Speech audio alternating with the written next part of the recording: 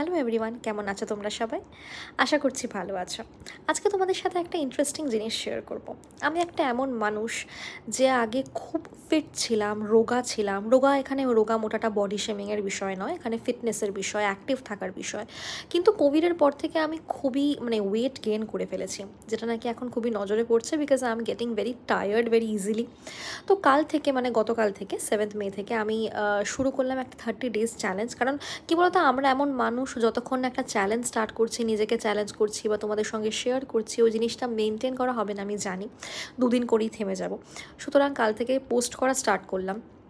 Lunch আমি সারলাম গন্ধরাজ লেবু, chicken curry, যেখানে 1 পিসে আলু নিয়েছি। আমি আলু খেতে ভালোবাসি, ভাত খেতে প্রচণ্ড ভালোবাসি, কিন্তু এই জিনিসগুলো কন্ট্রোল করতে হবে ভেবেই আমি এটা করছি। ঢ্যাঁড়সের তরকারি দিয়ে খেলাম।